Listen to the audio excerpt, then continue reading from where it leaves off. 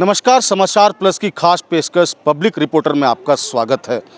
Public reporter में हम विभिन्न मुद्दों पर चर्चा करते हैं, क्या कुछ विकास है उसके बारे में बात करते हैं। लेकिन आज पब्लिक रिपोर्टर में कुछ खास दिखाएंगे जो कि महिलाओं के लिए है, महिलाओं के सशक्तिकरण के लिए है और जिस तरीके से महिलाओं पर अत्याचार हो रहा है उसको लेकर के हम चर्चा करेंगे। और इस चर्चा में हमारे साथ कई खास मेहमान हैं जो कि देश के विभिन्न राज्यों से झारखंड की राजधानी रांची पहुंची है और उन्हीं से बात करेंगे और जानेंगे कि आखिर महिलाओं पे जो अत्याचार हो रहे हैं वो आखिर कब तक थमेंगे और इनका जिस तरीके से आज रोड शो हुआ है और जिस तरीके से ये मांग कर रही हैं वो कब तक अंत होगा। हमारे साथ विभिन्न राज्यों की महिलाएं जो हैं वो मौजूद हैं। सबसे पहले जानेंगे, मैम आप कहाँ से आई हैं?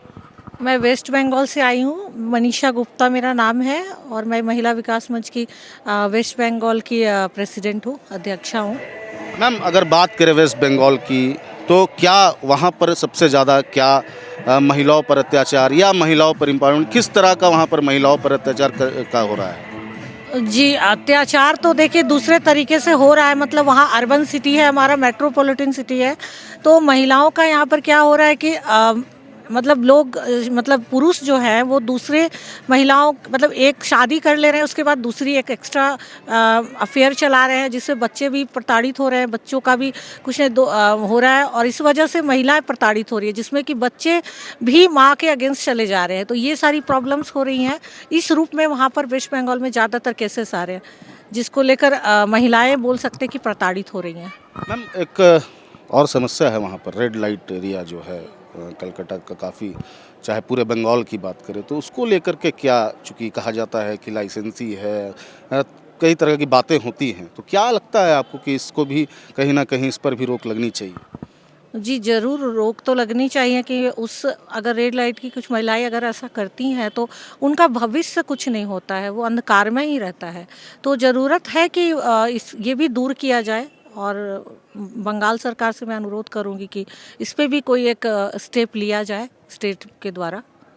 जी बिल्कुल, तो स्टेप लिया जाए स्टेट के द्वारा, उनका कहना है। बंगाल से आई हैं मैम, आप कहाँ से हैं? मैं बुंडू से हूँ और अच्छा, आप झारखंड से हैं, चलिए। और रांची के अध्यक्ष हूँ। मेरा नाम स्नेहा दास हुआ। स्नेहा जी, आप तो झारखंड से हैं, हम भी झारखंड से हैं। यहाँ का तो मुद्दा आप देख ही रही हैं किस तरीके से आए दिन महिलाओं पर रेप हो रहे हैं, महिलाओं को मार दिया जा रहा है, टुकड़ों में मार दिया जा रहा है। साहिबगंज की घटना की बात करें, डायन प्रथा की बात करें, क्या लगता है आपको झारखंड इस मामले में सबसे पीछे है? सबसे पहले तो मैं ये कहना चाहूँगी कि झारखंड वास्तविक में बहुत पीछे है और सोच के कारण है, शिक्षा के कारण है, शिक्षा की कमी है, जागरूकता की कमी है, जो हमें गांव-गांव जाके जागरूक करना पड़ेगा, लोगों को जागरूक महिलाओं को करना पड़ेगा। आखिर ये डायन के नाम पे हत्या क्यों? हमारे बुंडू तमाड़े एरिया में सबसे ज़्यादा डायन के नाम पे हत्याएं हो रही हैं और बच्चियों का शोषण हो रहा है, बलात्कार जैसे घटनाएं खुलेआम हो जा रही हैं और उस पर एक्शन नहीं लिया जा रहा है। तो ये बहुत ही दुखद घटना है और इस पर मैं सरकार से यही अनुरोध करती हूँ कि थोड़ा सा स्टिक हो, ये हमारे महिलाओं पे ध्यान दे सरकार, बच्चों पे ध्यान दे और वृद्धों पर ध्यान दे, जो नहीं होना चाहिए। बहुत गलत बात है ये। आप तो बुंडू से हैं, गांव से हैं आप चूँकि अध्यक्ष भी हैं तो आप कई गांव जाते होंगे, वहां पर क्या सिचुएशन है, क्या कुछ हो रहा है वहां पर, उसकी भी जानकारी आप लेते होंगे। गांवों की बात करें, अगर झारखंड के विभिन्न गांवों की बात करें तो क्या लगता है कि किस गांव में सबसे ज़्यादा इस तरह की डायन प्रथा जो है वो हो रही है, या फिर कहां पर इस पर रोक लगाना चाहिए, कहां पर इस पर एक्शन नहीं लिया जा रहा है? हमारे अभी मैं हाल की एक घटना बताती हूँ। बुंडू से करीब 15 किलोमीटर की दूरी पे एक रामडेरा नाम का गांव है, जहाँ पे कुछ दिन पहले ही डायन बोल करके उनका पानी राशन बंद कर दिया गया था। तब हमने प्रशासन को इसकी सूचना दी और जा करके उस गांव में हम लोग प्रशासन के साथ गए और उनको समझाएं कि ऐसा डायन वायन वाला कोई बात नहीं है और इनका पानी राशन बंद नहीं किया जाए, उनको दिया जाए। अगर इस तरह के आप लोग कुछ करते हैं तो आप पर सख्त कार्रवाई की जाएगी, ये कह के उनको समझाया गया। अभी हाल फिलहाल में रानाडी गांव में 3 वृद्ध महिलाओं की हत्या, निर्मम हत्या कर दी गई, जिसकी मैं व्याख्या नहीं कर सकती हूँ ये। और उस गांव में हमने जा कर के उस गांव का लोगों को समझाएं। जितने हत्या हुई थी उन लोगों की अरेस्टिंग भी हुई, अभी कुछ लोग जेल पर भी हैं। और हमारे पचपरगना क्षेत्र में तो खास करके डाइन के नाम पे बहुत गंदा खेल खेला जा रहा है। इतने लोग अंधविश्वास में हैं कि इनको जागरूक करने की बहुत ज़्यादा ज़रूरत है। ये इसके लिए हमको आपको समाज को मिलकर जागरूक करना पड़ेगा। ये हमको आपको समाज को मिलकर जागरूक होना पड़ेगा। मैम, आप कहाँ से हैं? मैं बिहार से हूँ और मैं महिला विकास मंच की राष्ट्रीय प्रवक्ता हूँ। सबसे पहले आपको बहुत बहुत धन्यवाद। और हमारे यहाँ महिला विकास मंच में मैं करीब 8 साल से जुड़ी हुई हूँ और काफ़ी अच्छा काम हो रहा है हमारे यहाँ पे। मेरा नाम उषा सिन्हा हुआ। मैम, बिहार की बात करें तो बिहार में महिलाओं पर अत्याचार की क्या अभी सिचुएशन है? चूँकि आप अध्यक्ष हैं, आप भी विभिन्न जगह जाती होंगी, क्या महिलाओं पर वहाँ पर अत्याचार हो रहा है? जिस तरह से झारखंड की अगर बात करें, झारखंड की तुलना करें, चूँकि बिहार बगल का स्टेट है, तो झारखंड में तो काफ़ी हत्याएं हो रही हैं, डाइन प्रथा के नाम पर जो है हत्याएं हो रही हैं। क्या बिहार में इस तरह की घटनाएं होती हैं?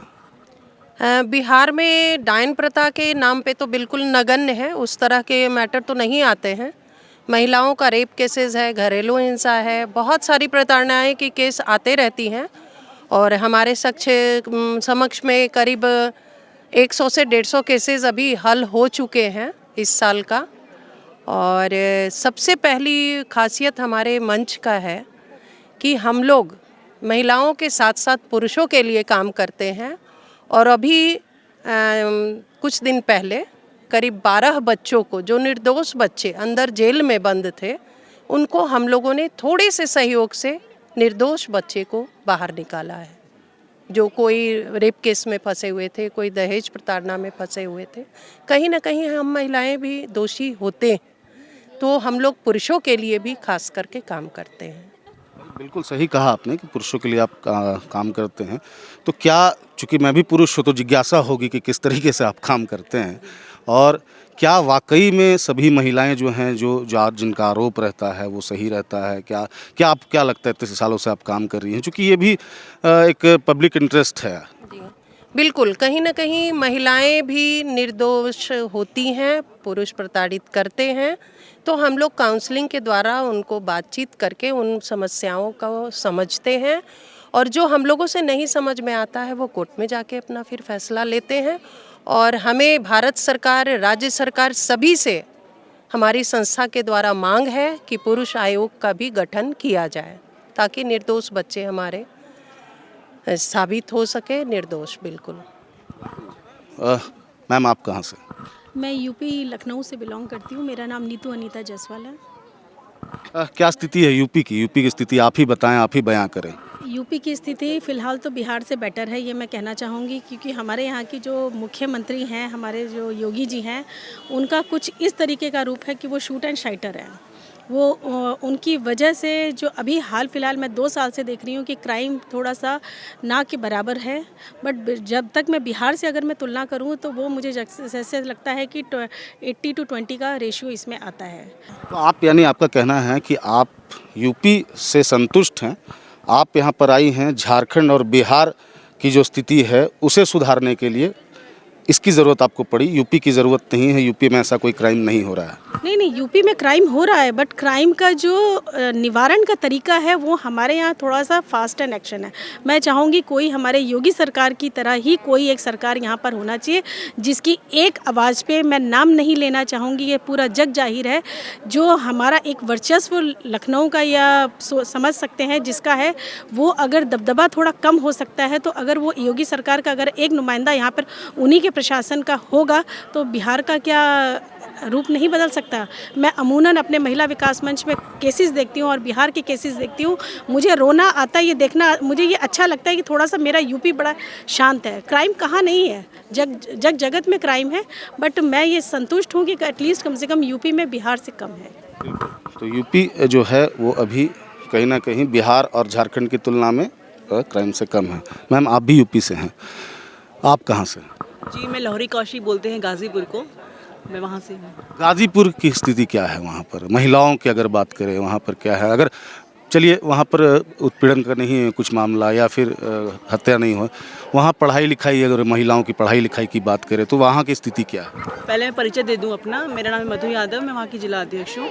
और जब वहाँ की उत्पीड़न की जो बात है, मैं जैसे वहाँ केसेस डील करती हूँ तो वहाँ पे मोस्टली घरेलू हिंसा के केस आते हैं, जहाँ पे ये होता है कि पति ने झूठ बोल के शादी की, पहले कुछ और दिखाया, फिर जब वहाँ शादी करके बच्ची गई तो उसको बड़ी बड़ी चीज़ें, मतलब एक जो भी नॉर्मल एक बहू को राइट्स होने चाहिए वो उस बहू को राइट्स नहीं मिल रहे हैं, बल्कि वही वो जो सास है वो अपनी बहू बेटी के लिए वही राइट उनके ससुराल में चाहती है, बट जब बहू आती है तो वो चीज़ को नहीं करती। तो मुझे ये लगता है कि घरेलू हिंसा यहीं पे है, औरत की दुश्मन होती है। अगर आप अपनी बेटी के लिए वो सुख सुविधा चाहते हैं तो आपके घर में जो बच्ची आ रही है शादी करके, उसको भी आपको वो चीज़ देनी होगी, तभी वो इक्वली होगा। और ये सारी चीज़ें, मतलब बहुत लोग कहते हैं यूपी में जैसे कि बहुत लोग पढ़े लिखे नहीं हैं, लेकिन अब सरकार बदल गई है, चीज़ें बदल रही हैं, बेटी पढ़ाओ बेटी बचाओ का नारा चल रहा है। तो मैं ये कहूँगी कि सिर्फ बोलने से नहीं होता, उसे करने से भी होता है, और उसको करना भी चाहिए, उसको अमल करना चाहिए। घरेलू हिंसा जब ख़त्म हो जाएगी, समाज से आधी से ज़्यादा जो बुराइयां हैं 50% वो ख़त्म हो जाएंगी। तो हमारे पास जो केसेस आते हैं मोस्टली तभी तो इसी के आ रहे हैं, हाँ घरेलू हिंसा के ज़्यादा आते हैं, और हम इसे काउंसलिंग से डील करते हैं। तो हम कभी कभी ना काउंसलिंग में क्या होता है, मिसअंडरस्टैंडिंग ज़्यादा होती है, पति और पत्नी के बीच में सास आ गई, ननद आ गई, तो उन लोगों में गलत फहमियाँ हो गई। तो जब हम काउंसलिंग करते हैं तब हमें पता चलता है कि नहीं, इन लोगों में उतना प्रॉब्लम नहीं है जितना घर वालों ने क्रिएट कर दिया। तो घर वालों को ये चीज़ समझने की ज़रूरत है कि अगर आप शादी करा रहे हैं, दो परिवारों को जोड़ रहे हैं, तो उस चीज़ को आपको भी लेके चलना होगा। बिल्कुल, तो दो परिवारों को लेकर चल रहे हैं तो ये चीज़ आपको भी सोचने की ज़रूरत है। मैम आप कहाँ से हैं? जी मैं तेलंगाना हैदराबाद से हूँ। तेलंगाना मेरा से। नाम है दीपाशीष जायसवाल।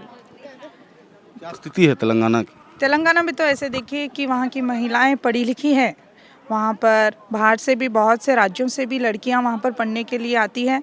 वहाँ की स्थिति दूसरों से तुलना तो नहीं की जाएगी, लेकिन पढ़ाई में बहुत आगे है। वहाँ की महिलाएं अपने हक के बारे में वो जानती है, उन्हें पता है अगर उन पर अत्याचार होता है तो देर क्यों ना हो वो आवाज़ उठाना ज़रूर जानती है। तब महिला विकास मंच के थ्रू उन दबी हुई आवाज़ को उठाने की कोशिश करते हैं जो किसी कारणवश परिवार के कारण, समाज के डर के कारण अपना मुंह नहीं खोलती है, चुप रह जाती है, सोचती है कि समाज को अगर पता चलेगा तो नाम का, हमारे परिवार के नाम का या मेरे समाज मेरे बारे में क्या सोचेगा, ऐसा सोचकर वो पीछे रह जाती है। तो हमारा मुख्य उद्देश्य उन महिलाओं की आवाज़ को जागृत करना है। विभिन्न राज्यों से महिलाएं आई हैं और इनका कहना है कि महिलाओं के सशक्तिकरण, महिलाओं के विकास के लिए ये आगे उठी हैं। अब वक्त हो चला है एक ब्रेक का। ब्रेक के बाद हम बात करेंगे कि महिला की पढ़ाई और महिला जिस तरीके से महिला जब एक बच्ची पैदा होती है उनको कैसे मार दिया जाता है, ये प्रथा अभी भी बरकरार है। इन सब चीज़ों पर बात करेंगे ब्रेक के बाद।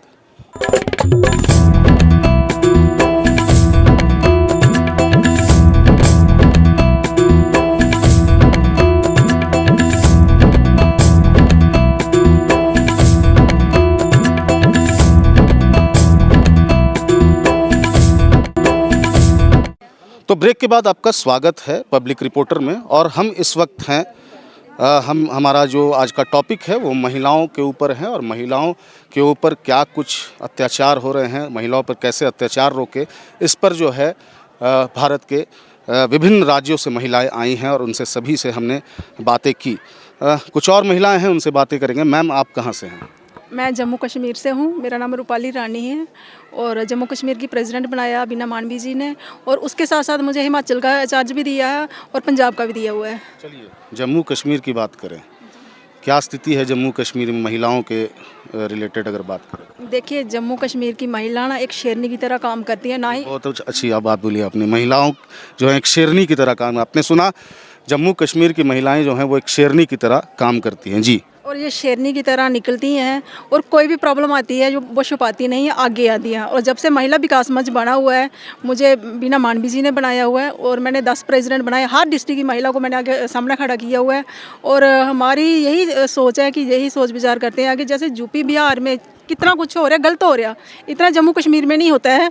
और जम्मू कश्मीर की महिला हो चाहे बेटी हो, उसको एक माता का रूप बोला जाता है, तो और देवी का दर्जा दिया जाता है। और जम्मू हमारा एक मंदिरों का शहर है, कश्मीर एक जन्नत है, जो तो आप लोगों ने भी सुना होगा। और जम्मू कश्मीर के लोगों में प्यार भी बहुत है।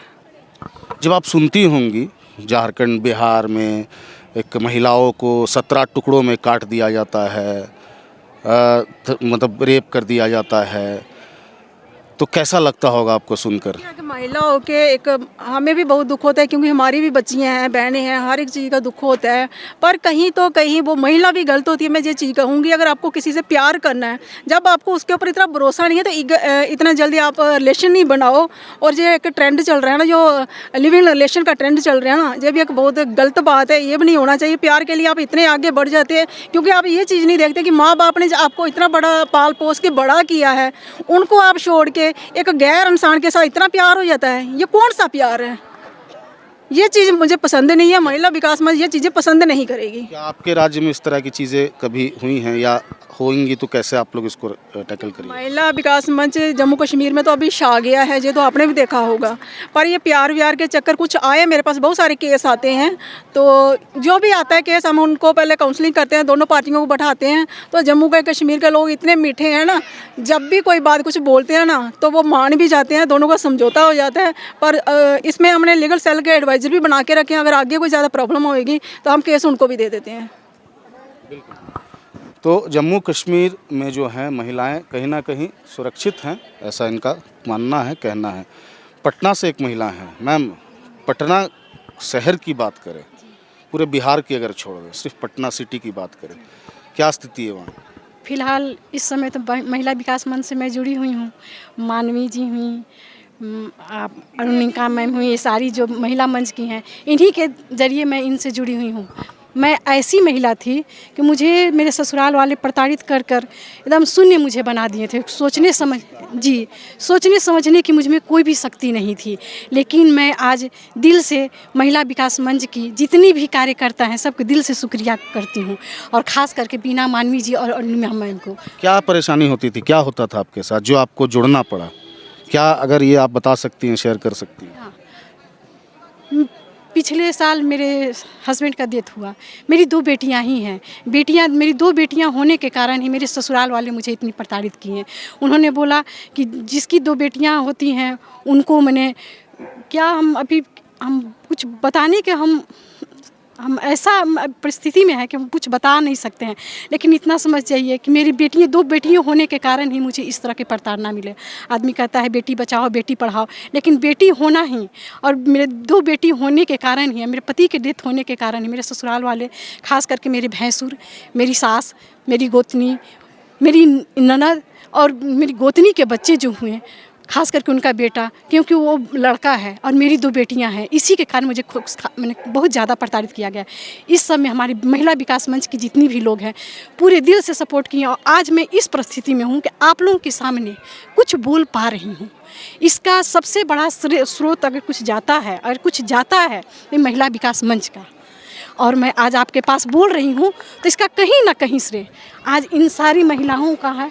और कल मैं अपनी ज़िंदगी खुल कर जी हूँ, इसके लिए आप सबका कोटि कोटि धन्यवाद। मैं गायत्री पटना से, धन्यवाद। बिल्कुल, तो मैम ने बहुत जी, मैं एक चीज़ इनको, सब लेडीज़ को ये मैसेज देना चाहती हूँ कि दुख हर एक की लाइफ में है। ऐसा कोई इंसान नहीं है जिसको लाइफ में दुख नहीं मिला। कोई तो कोई घटना घटी होती है, पर महिला को वो सब भूल के अपने बच्चों के बारे में सोचना चाहिए, अपनी लाइफ में बारे में सोचना चाहिए। किसी गैर के पास नहीं जाना चाहिए कि वो कोई सहारा देगा तो ऊपर भगवान देगा और कोई नहीं दे सकता। सब टाइम पास करते हैं। तो ये कहना चाहती हूँ कि जम्मू की लड़कियाँ या बहुएँ ये शेरनी की तरह आगे निकलती हैं, तो यूपी बिहार की लड़कियाँ, औरतें सब आगे निकल जाओ। ये घूंघट में रह के कुछ नहीं मिलने वाला। आज़ादी से बाहर आ जाओ और मेहनत से काम करो। और मैं आखनियां शान गले अस डोगरे हैं जम्मू दे। बिल्कुल, बहुत बड़ी बात मैम ने की। अब मैम, बेटी शब्द जो होता है एक बहुत ही प्यारा शब्द होता है। मेरी भी एक छोटी सी बेटी है, लेकिन जैसे मैम ने कहा कि 2 बेटियां हैं, बेटियां की वजह से इनको प्रताड़ित किया जा रहा है, या बेटियां होती हैं तो उन्हें मार दिया जाता है। कितना बड़ा क्राइम है मैम, ये क्या सोचती हैं आप? इस क्राइम में अभी बहुत बदलाव आया है। हम महिलाओं की सोच थोड़ा ऊपर बढ़ी है। और हमें लगता है आने वाले 20 वर्षों के बाद ना जो पुरुष प्रधान समाज है हमारा भारत, हो सकता है कि महिला प्रधान समाज बनेगा और हर महिलाओं के हाथ में रहेगा काम का सारा सशक्तिकरण। सारी महिलाओं के सशक्त होंगी और सशक्तिकरण के साथ आगे बढ़ेंगी। आप क्या कहते हैं? मैं ये कहती हूँ कि महिलाओं को जो सशक्तिकरण होता है वो अपने आप आता है। और इस समय जो महिला विकास मंच जो कार्य कर रही है, आज यूपी के अंदर राज्य महिला आयोग को कोई इतना नहीं लाइमलाइट किया जाता है जितना महिला विकास मंच को लाइट किया जाता है। और जिसकी वजह से महिला विकास मंच के दरवाज़ों पे राज्य महिला आयोग से पहले यहाँ पे अर्जी आती है कि पहले आप देख लीजिए, अगर आपसे नहीं होता उसके बाद हमें बताइए कि हमें क्या करना है। और कोशिश हमारी यही रहती है कि जितने भी केसेस है वो महिला विकास मंच के अंडर सॉल्व कर दिए जाते हैं। अच्छा मैम, एक सवाल है, जैसे आप लोग महिलाओं के लिए आवाज़ उठाती हैं, क्या आप लोग को भी पीछे से कोई टोन मारता है, कोई सुनाता है कि ये उड़ रही है, नेता बन रही है, क्या ऐसा होता है? बिल्कुल बिल्कुल, मैं ये कहूँगी कि दर्द का प्लेटफॉर्म है, ठीक है। यहाँ पे वो महिलाएं खुल के निकलती हैं जो दूसरों का दर्द फील करती हैं।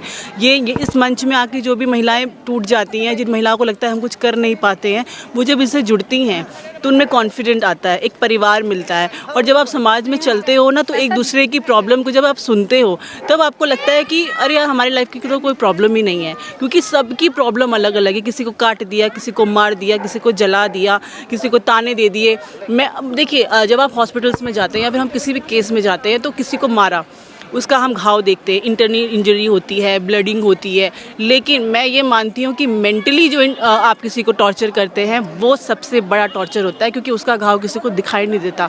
वो घाव सिर्फ उसी महिला को दिखाई देता है जो जिस पे बीतती है। उसको ये कह देना कि अरे तुम तो किसी काम की नहीं हो, उसे ये कह देना कि अरे मैंने तो पैसों के लिए तुमसे शादी की, उसे ये कह देना कि अरे मतलब जिस भी तरीके से उसको जलील करना, अपने घर में, अपने परिवार के सामने, समाज के सामने, मतलब पूरा वो महिला क्या करेगी। मतलब अच्छी खासी महिला, अच्छे परिवार की महिला जो एक फूलों में पली, एक लाड दुलार से पली, उसको एक मतलब एक इंसान जिसको वो जीवन साथी समझ रही है वहाँ आई, उसको मतलब इस तरह से ट्रीट किया गया कि वो कुछ भी नहीं है।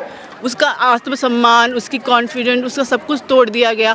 अब वो महिला, बाकी लोग देखते हैं तो अरे अच्छी खासी हट्टी कट्टी है, उसको तो कुछ है ही नहीं, लेकिन वो उसके अंदर क्या बीत रही, ऐसे जो सुसाइड अटेम्प्ट्स होते हैं वो ऐसे ही होते हैं। और बाकी सोसाइटी के सामने, फैमिली के सामने उस बच्ची को मुस्कुराना पड़ता है क्योंकि मेरे अपनों को दर्द ना हो, लेकिन वो अंदर अंदर जो फील करती है ना, ऐसे लोग सुसाइड अटेम्प्ट करते हैं। और ऐसे लोगों को जब हम मिलते हैं या कभी आ जाते हैं किसी और के थ्रू, हमें थोड़ा भी पता चलता है तो हम ऐसे में लोगों के पास जाते हैं, उनकी काउंसलिंग करते हैं, उनका जीवन दान देते हैं। और उन लोगों का जब उन लोगों को होता है कि नहीं यार, हमारा जब दूसरों का पेन समझती है, जब हम बताते हैं, काउंसलिंग होती है, तो ऐसी महिलाएं जब मुस्कुराती हैं और ऐसी महिलाएं जब ऐसे लोगों के पीछे खुद अपना मतलब नारा लेके चलती हैं, तो आप बताइए कि इससे खूबसूरत मंच क्या होगा। हम क्या मैसेज देंगी आप महिलाओं को, बच्चियों को, स्टूडेंट्स को, क्या जिससे कि उन लोग को भी लगे कि वो लोग भी महिलाएं, जैसे मैम ने कहा, शेरनी जैसा जियो? सर, मैं सबसे पहले तो ये बताना चाहूँगी, आजकल की लड़कियां जो पढ़ लिख रही है, बहुत अच्छी बात है, आगे बढ़ रही है। कुछ इतना ज़्यादा बढ़ जाती है कि अपने पीछे माँ बाप को पीछे छोड़ रही है। वो छोड़कर वो, मैं बताना नहीं चाहूँगी, कोई एक धर्म का नाम नहीं लूँगी मैं, लेकिन आजकल आप देख रहे होंगे कि धर्म परिवर्तन हो रहा है। प्रेम विवाह के नाम पे धर्म परिवर्तन चल रहा है। परिवर्तन, देखिए, प्रेम जब कहेंगे तो पवित्रता होनी चाहिए। आप क्यों लड़की से ही धर्म परिवर्तन करवाते हैं? अगर आप सच्चे प्रेमी हैं, आप उसे दिल से चाहते, तो आप परिवर्तन भी कर सकते हैं, आपको भी धर्म परिवर्तन करना चाहिए। इसके कारण हमारी कई युवतियाँ, कई लड़कियाँ जो पढ़ी लिखी महिलाएं हैं, वो भी इस झांसे में आ रही है। मैं उन्हें यही संदेश दूंगी कि बहनें, मेरी छोटी बेटियां हैं या फिर मेरी छोटी बहनें हैं, समझे ये चीज़ को समझे कि क्या आपके लिए सही है। जिसने आपको 20 साल पाला पोसा बड़ा किया, क्या वो माता पिता आपके लिए ज़्यादा अच्छा सोचेंगे? जिसने आपसे साल 6 महीने में आपसे मिले हैं तो वो ज़्यादा रहेंगे। परखिए इंसान को, पहले देखिए क्यों जल्दबाजी करती है, क्यों अपने आप को पूरा समर्पित कर देती है आप किसी एक अनजान व्यक्ति के लिए। तो ये संदेश मैं युवतियों को दूंगी कि आप पढ़िए, लिखिए, आगे बढ़िए। बहुत अच्छी बात है, हमारे समाज का नाम आगे होगा, लेकिन आप ज़रा प्रेम करने से पहले सोच लीजिए। बस यही कहना चाहूँगी। तो लास्ट में हम झारखंड के पास जाएंगे, क्योंकि हम झारखंड में ही हैं। तो एक आखिरी सवाल रहेगा मैम आपसे। आप यहाँ पर तमाम महिलाओं से मिली जो कि विभिन्न राज्यों से हैं, क्या लगा आपको कि झारखंड वाकई में सबसे पीछे है? अपना एक्सपीरियंस बताइए। पीछे नहीं बोलेंगे, पिछड़ा भी नहीं है, लेकिन हाँ कुछ कमियां ज़रूर है, जिसके कारण हत्याएं हो रही है, बलात्कार हो रहे हैं, शोषण हो रहा है। तो ये बहुत दुखद है, बहुत तकलीफ़ हो रहा है। किसकी हत्याएं हो रही है? अपनों की हो रही है, हमारे बीच रहने वाली हमारी माँ बहन की हो रही है। और सबसे बड़ा चीज़ आज के समय में है, जो बच्चियाँ और लड़कियाँ तो शोषण का शिकार हो ही रहे हैं, पर कहीं ना कहीं पुरुष भी शोषण का शिकार हो रहे हैं। और हमारे झारखंड में ये सबसे ज़्यादा ट्रेंड चला हुआ है कि भाई किसी से प्रेम करो और रिलेशनशिप में रहो, और अगर उसके साथ बात नहीं बनती है या किसी प्रकार की शादी वगैरह नहीं होती है तो थाने चले जाओ, केस करो, 376 धारा लगाओ और बंदे को जेल भेजो। और अगर ऐसा अगर नहीं होता है तो फिर उस पर क्या होता है कि एक काउंसलिंग, उस पर एक तालमेल बैठती है और मनचाहा रकम ऐठा जाता है लड़के से कि भाई 5-10 लाख में सेटलमेंट होती है, और उसके बाद लड़की भी खुश, लड़का भी। तो ये कैसा ये है भाई? यहाँ तो लड़का का शोषण हो रहा है। प्यार आपने भी किया, प्यार इसने भी किया, और 18 के बाद हर लड़का लड़की रिलेशनशिप में रहता है। तो जब आप बालिग हो चुके हैं तो फिर आप अपने सोचने समझने की शक्ति को क्यों खो रही हैं महिलाएं? और लड़के भी इस पर थोड़ा सतर्क हो, ये मेरा। बिल्कुल। तो ये थी महिलाएं जो भारत के विभिन्न राज्यों से आई थी, जिनका कहना था कि महिलाओं पर अत्याचार नहीं होने देंगे। पब्लिक रिपोर्टर में बस इतना ही। मुझे दीजिए इजाज़त। नमस्कार।